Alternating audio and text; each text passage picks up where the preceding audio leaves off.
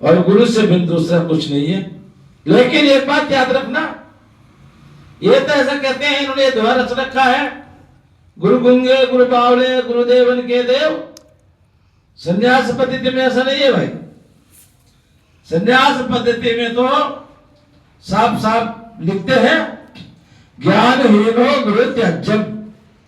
यदि धोखे से ऐसे पाखंडी गुरु को आप मिल गए और पाखंडी गुरु तुमने धोखे से बना लिया, एक ठगी गुरु होते हैं ये, तो मिथ्यावादी विडंबका, झूठ बोलता हो, पैसे ठगता हो, है? और आचार विचार नहीं जानता हो, जिसको ज्ञान भी नहीं हो, वही कह रहे हैं ज्ञानहीनो गुरु त्याज्यम मिथ्यावादी विडंबका। सभी शांति ना जानाती दूसरों शांति कहा देत की। जिसको आज तक खुद शांति नहीं हुई, जिसको स्वयं ज्ञान नहीं हुआ, जिसने कभी परमात्मा के दर्शन नहीं किया, अध्यात्म के नहीं जानता, तो बताओ दूसरे को कैसे गुरु दे सकता है? दूसरे को कैसे ज्ञान दे सकता है? ऐसे ज्ञान से रहित तो मिथ्या बोलने वाले, झूठ बोलने वाले, पाखंडी, ऐसे गुरु को त्याग देना चाहिए। गुरु गुंगे गुरु बावले गुरुदेव उनके देव, ये गलत है। बावला गुरु नहीं हो सकता। लोग तो यहां तक कहते नहीं गुरु तो झूठ ही बना सकते। बता साला झूठ कैसे गुरु बन सकता है? गुरु जो है समदर्शी होना चाहिए, ज्ञानवान होना चाहिए, तत्वदर्शी होना चाहिए और शास्त्रों का भी जानकार होना चाहिए। पाखंडी, पापरता, नास्तिका, भेद बुद्धया, जो पाखंड खिलाता हो, ज्यादातर ये पाखंडी करते हैं, तभी लोगों को लूटते हैं। नहीं तो बता रहे ना, अपना एक घर बनाना भी बड़ा मुश्किल हो जाता है, पूरा परिवार लगता है, रिश्तेदारों से भी उधार लेते हैं, तब जाके ये घर तैयार हो पाता है। और ये अपने पाखंड से, छल से, कपट से एक बार में चेला बना चाहिए, फिर ऐसा लूटते हैं, ऐसा लूटते हैं कि उसको पता भी नहीं लगता कि रे तो सब जमीन जायदाद मेरी होगी तेरी। यहाँ पे कह रहे हैं, संन्यास पद्धति में लिखते हैं कि ज्ञानहीनो गुरु त्याज्यम, ऐसे गुरु को फौरन त्याग दो। मिथ्यावादी विडंबका, झूठ बोलता हो,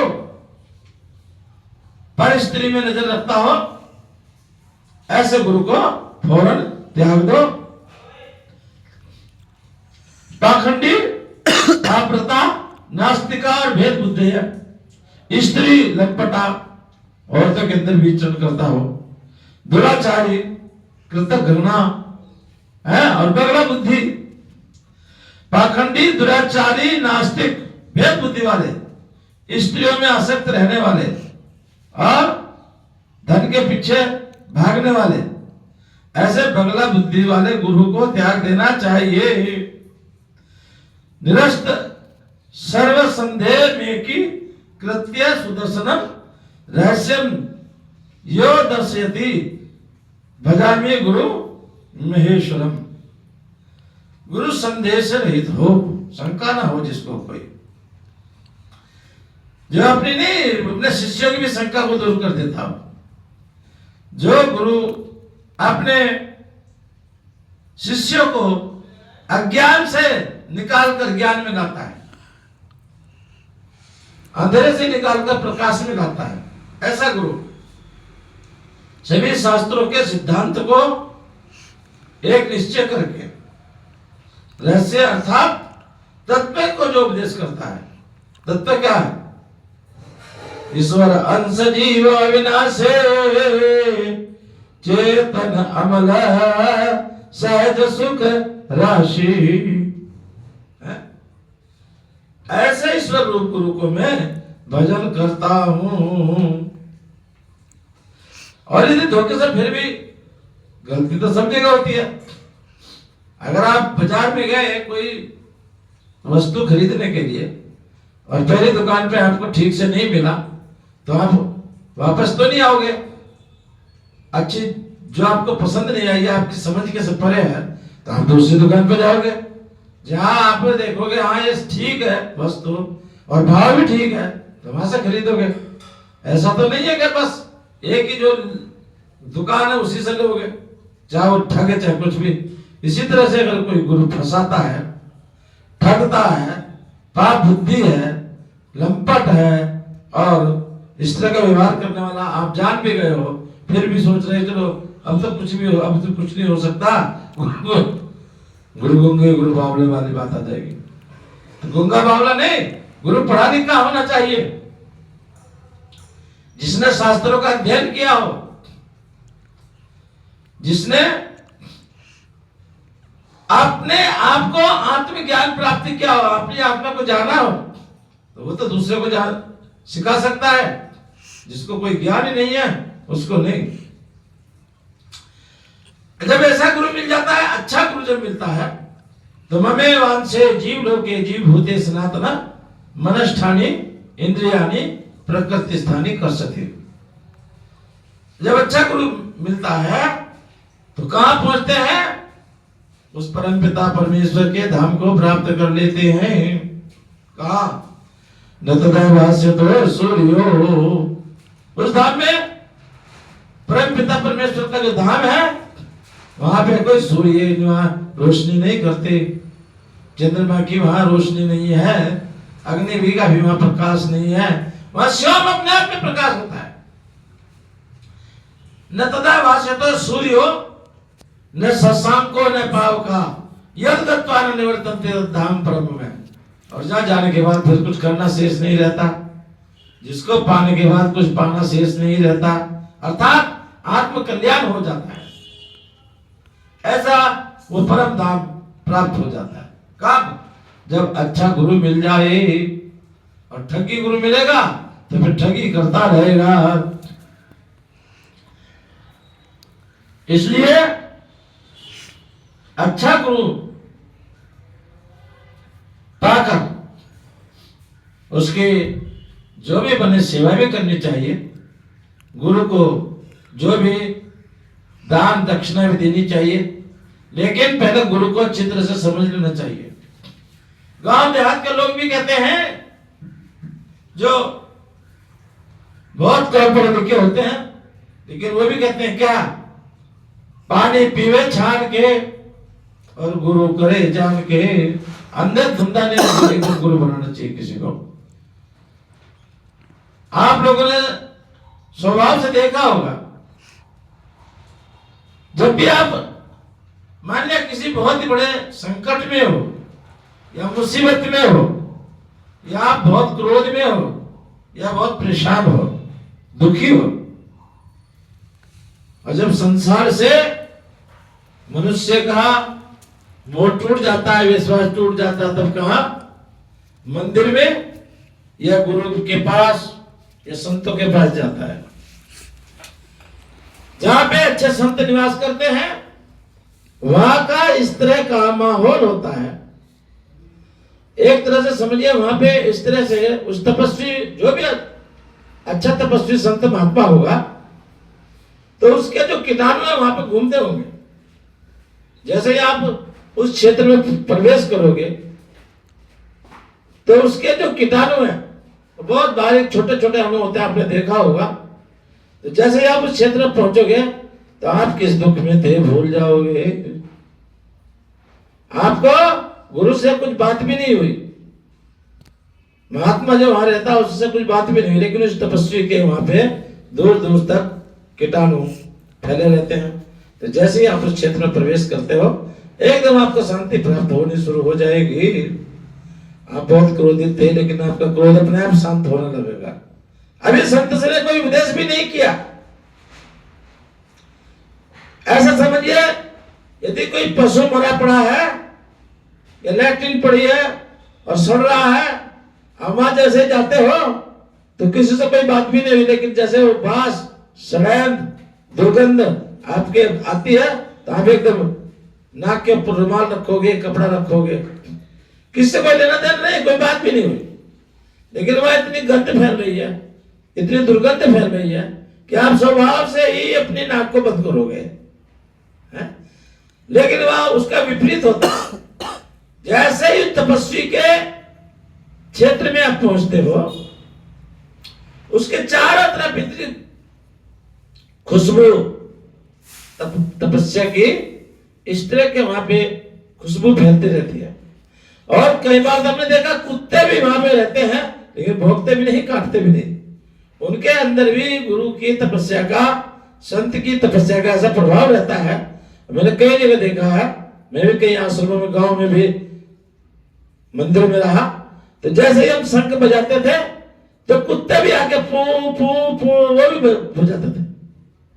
जहां अच्छा गुरु होगा तो पशु पक्षी भी वहां पे, जहां अच्छे गुरु होते हैं, अच्छे संत होंगे, तपस्वी संत होंगे, भगवान का ध्यान करने वाले संत होंगे, भगवान का भजन करने वाले संत होंगे, तो वहां का उसी तरह प्रकृति का माहौल भी हो जाता है।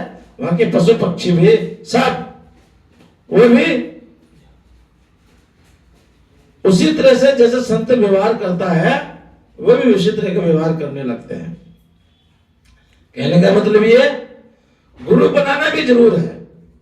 बिना गुरु के गति भी नहीं है और बिना गुरु के ज्ञान भी नहीं हो सकता। हर क्षेत्र में गुरु बनाना ही पड़ता है। लेकिन गांव देहात की ये बात याद रखो, गुरु करो जान के और पानी पियो छान के। ये पक्की बात है गांव देहात के जो लोग कह के गए। पहले अच्छी तरह से गुरु को पहचानो, उसको संत को देखो करता क्या है कहीं आपके पैसे के चक्कर में तो नहीं लग रहा, आपको फटा तो नहीं रहा, तो नहीं छोड़ो। जहां तक ये जो आपने देखा होगा, एकदम से करोड़ों करोड़ों लाखों लाखों की भीड़ आ जाती है। हाँ, ये कहां से आ जाती है, कैसे बन जाते हैं इतने गुरु? ये सब दलालों के द्वारा तैयार किए जाते हैं। बस एक चेला एक बार बना, अब तो 4 बना, 4 को लाएगा, फिर 4 चौक 16, तो 4 लाओ, 16 चौक 64। इस तरह से बढ़ाते बढ़ाते 4 करोड़ 5 करोड़ शिष्य बना लिए। नहीं तो बताइए इस तरह कहां आपको गुरु मंत्र दे सकते हो? पैर तक नहीं छू सकते 4-5 करोड़ आदमी एक साथ किसी गुरु के पास में। अरे माइक से तो उपदेश करते हैं, खुद तो कोई जो किसको गुरु कहता है वो उपदेश नहीं करता, उनके दलाल उपदेश देते हैं। इस तरह का भ्रष्टाचार, वो भी इस समाज का सबसे उच्च कोटि का अंग है संत समाज, उसके बीच में ये ठग घुसे और इस तरह से करते हैं। संत सभी ये काम नहीं करते।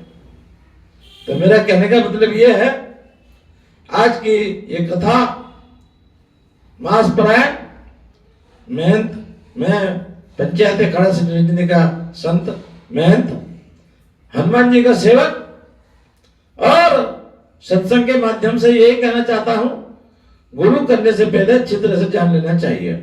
गुरु बनाना भी जरूर चाहिए। बिना गुरु के गति भी नहीं हो सकती, बिना गुरु के सिद्धियां भी प्राप्त नहीं होती। और हमारे आचार्य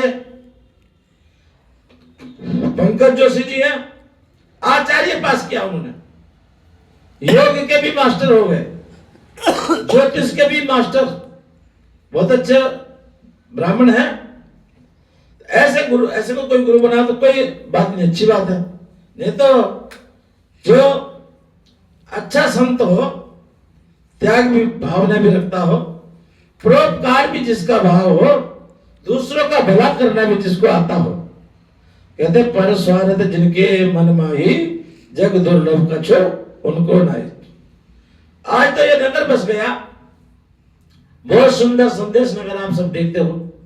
जब मैं यहाँ आया था तो यहाँ एक चांदमल की सामने बस कत्ता फैक्ट्री थी और कुछ भी नहीं था, चोरगली इसका नाम था। ऐसे ही जगह का नाम ही ऐसा अपवित्र जैसा लगता था, चोरगली। हमारे पास अच्छे पैसे नहीं थे, कम पैसे थे, तो इसलिए हमने ये गड्ढा ही खरीद लिया, बिल्कुल नीचे का था। और एक बड़े उच्च कोटि के संत थे, निरंजनानंद जी महाराज, उनके चरणों में जाके मैंने कहा, महाराज जमीन तो खरीद लिया, दो कमरे भी बना लिए थे, लेकिन वहां खाऊंगा क्या? मतलब दूर दूर तक भी कोई साधु संत महात्मा, तो क्या वहां तो कोई गृहस्थी भी नहीं रहता। जरूरत भिक्षा करके रोटी खा लो। सिद्ध महात्मा थे, ध्यान लगा के बैठ गए और 1 मिनट के बाद वो बोलना शुरू किए, कहते राम रतनपुरी बेटे वहां तो बहुत सुंदर नगर बसेगा। मैं नगर कहां से बनेगा? तो चोर गली इसका नाम है। वहां तो चोर घूमते हैं, पशु घूमते हैं, चोर घूमते हैं।